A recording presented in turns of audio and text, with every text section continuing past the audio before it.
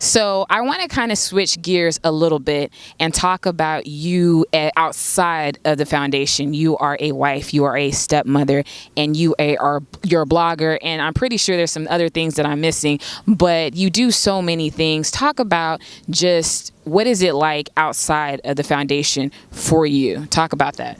So in terms of being a wife, I'm also part manager, if you will, an assistant.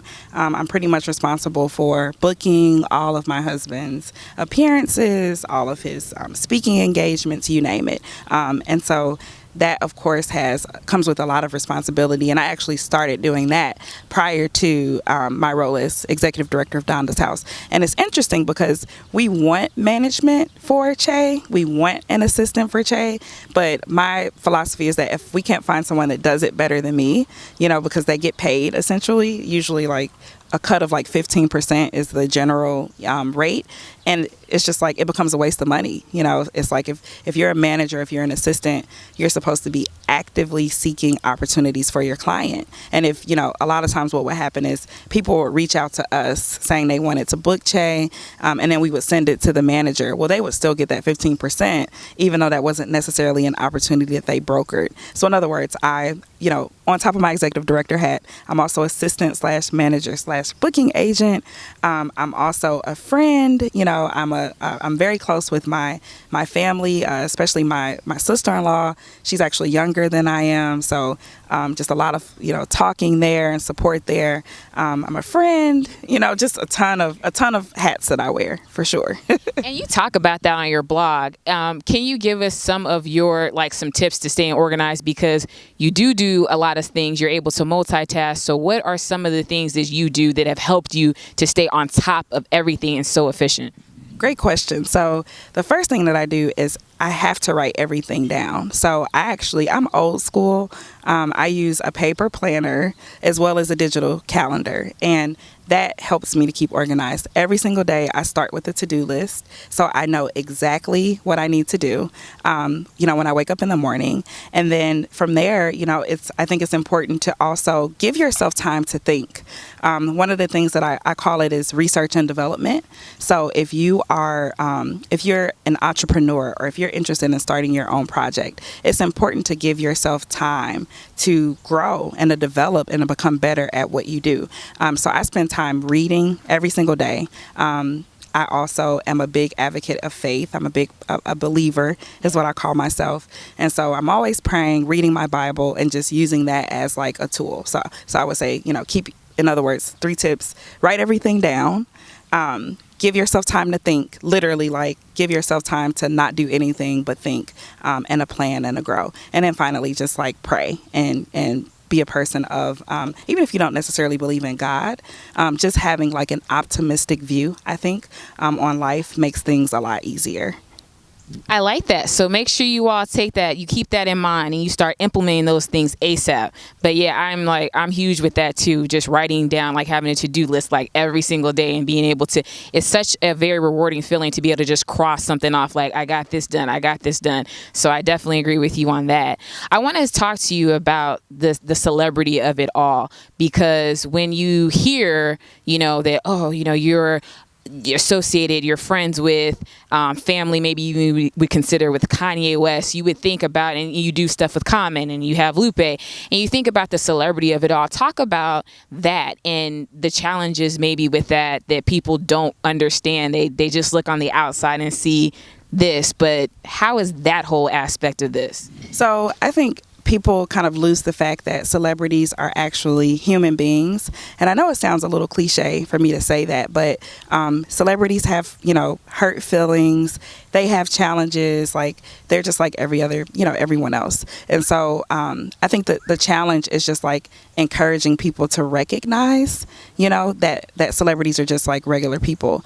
I think it's also important to establish boundaries, and I'm very big on that. And so when it comes to, our celebrity friends and the people that we know, and like you said, in many cases consider family, we don't talk about certain things. We may be very much aware of things that are going on, but it's our responsibility to also kind of protect them in many ways. I mean, you think about Kanye, my husband has known him since they were like 15 years old. So long before the fame, as we say, when people were still mispronouncing Kanye's name, they were close. And so today they're pretty much like brothers. And so there's this expectation that if they're around each other, you know, certain things are not going to be said outside of the room, because you want people that you're close to who just so happen to become a little popular with their, you know, around the rest of the world. You want them to be comfortable with you. You want them to have at least like some space where they can be themselves. And so I think that's the challenge, is just like, you know, keeping those boundaries, because of course everyone like wants to know,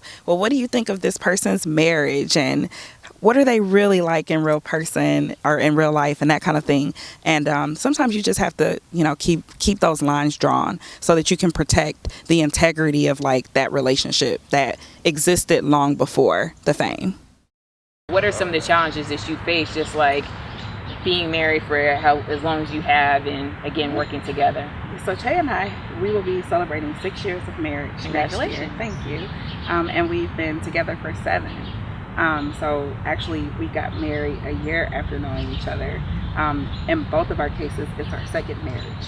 So we were both married to different people for 5 years before we got together, which I think also makes a big difference, because we know kind of the mistakes that were made in both marriages, and we are not doomed to repeat them, right? So we have an open line of communication on, you know, whether it's positive or negative. We actually have a date night at least once a week where we turn off our phones, turn off the computers, and we're literally like 100% tuned into each other. And I think that I would definitely speak to that as also being a challenge, because when you're so busy, we're both pretty ambitious people. Sometimes it could be very easy to like, you know, not, you know, as I say, you're almost like two ships passing, you know, like there's so much travel, you're in different cities at different times, and that can be challenging. And so definitely just like maintaining time for each other and like honoring that and keeping that a priority is definitely can be a challenge. And then like I said, just like you also have to be careful that as you grow, that you're not growing apart. I think that so many like successful couples who become successful, that's often what happens. Are you confident in just your look and how you present yourself? Because I can imagine the challenges. I know the challenges I go through on the level that I'm at, but you're on a whole nother level. How do you deal with that? So it's definitely another thing that is a challenge. You know, I think that young women from the time that we are born into a world that is very judgmental, has a very limited view of like what beauty means, of what, you know, even sexy means, right? And so for me, that's where I really draw on that faith.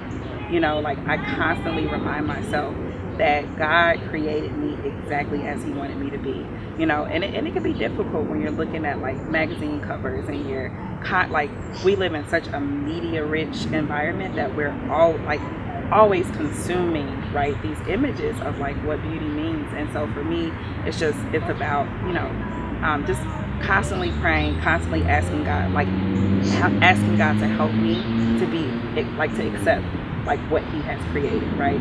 I always tell the joke about when I was growing up, like the one body part that I absolutely hated was my nose, right? I have a super, and you can see it, right? Super broad nose. When I was a little girl, I said that like my nose was bigger than my face, at least that's how I felt.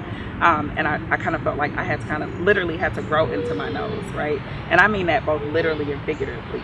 Growing into like accepting the woman that I am, and realizing that like I live in America, right? America has like, for the most part, European standards of beauty. And so it took me just like doing a lot of reading, a lot of research about the history of racism in this country, and understanding that like those who steer away from European standards of beauty and feel badly about that, there's a reason, right? It was kind of by design that we were made to feel that like our brown skin, our broad noses, our big lips, our big hips, like that was ugly. You know, it's not an accident that people feel that way. And so by like learning that history, by like complimenting and like sharing beautiful examples of women that don't fall into that, like, you know, stereotype or standard, if you will, of beauty, like that's how I overcome. I hope you guys can see why, like I said, I admire this woman right here, because she is just, I mean, the true definition of a woman that works. And I mean W-E-R-K, she works. And I mean, it's just so refreshing to see a woman, a black woman at that is doing and handling her business like you do. And we love you so much. So thank you for doing what you're doing. Thank you for being open. Thank you for doing the things that you're doing in the community, because we need more examples. We need to see it, because once you see it, you too feel like, hey, I can do that. So thank you for doing that. I want to get ready to wrap up this interview because she's a busy woman. She's got a lot of stuff going on, and I don't want to take any more of her time. But I can't let you go without you telling us about the film that you and your husband have coming up, the project. So please let us know, make the announcement, what's going on. Give us the scoop. Give us the exclusive. Thank you. So the film that we have coming out is called In My Father's House. It is a documentary. And basically in 2012, after our campaign, we moved into Che's family home.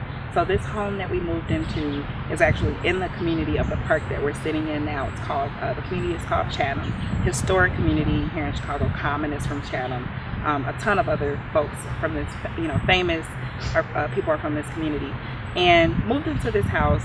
I was super excited because I'm like, this is a beautiful home. I got to decorate before we lived in a condo, so it was just like so exciting.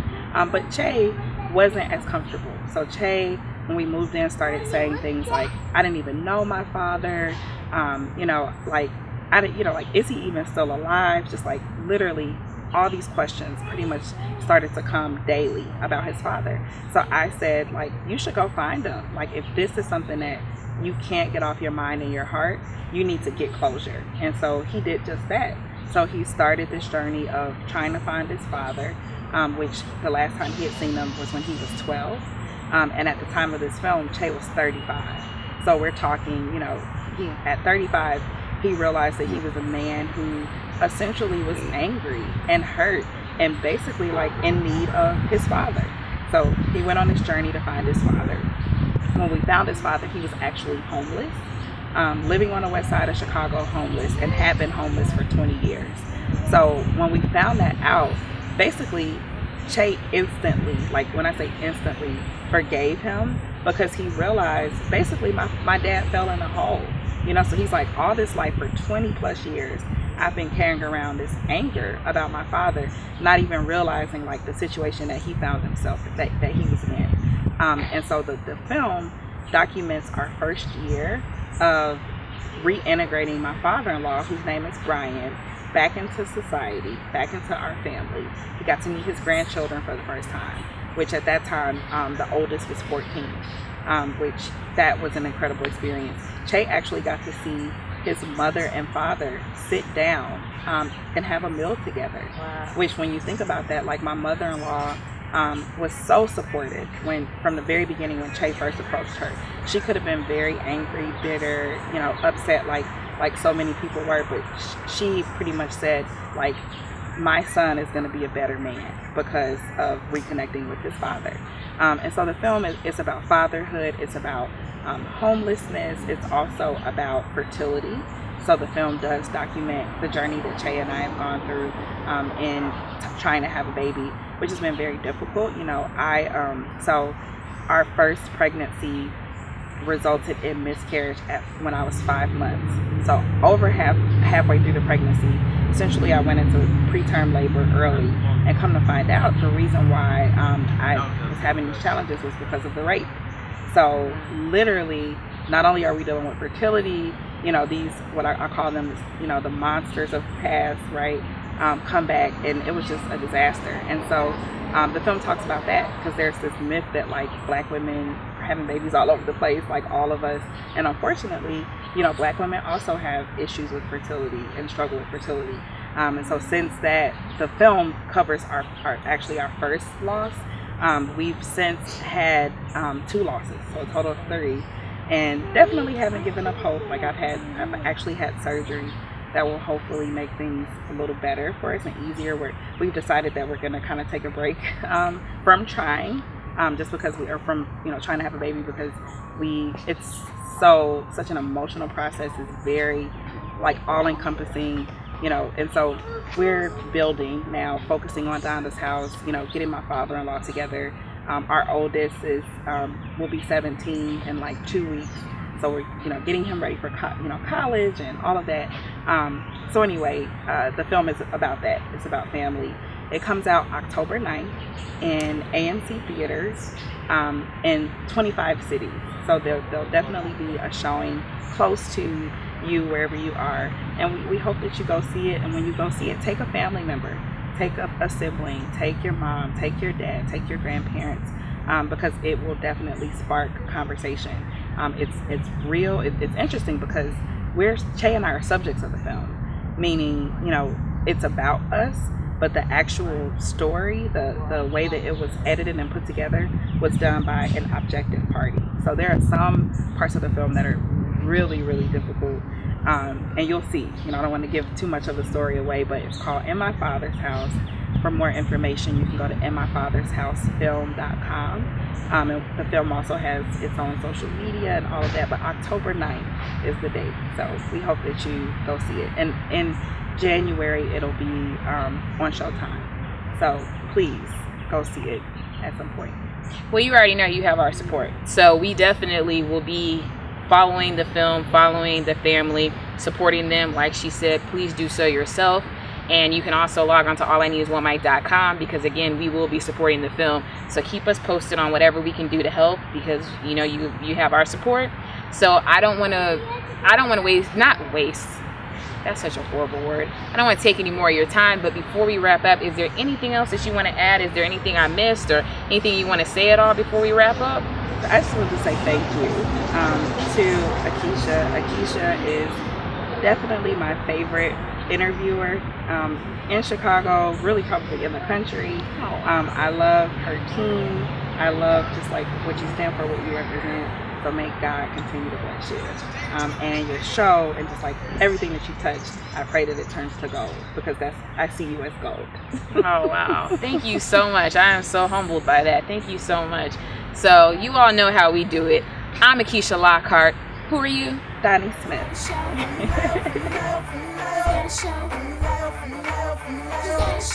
Is she the new? Is she the truth? Or is it false?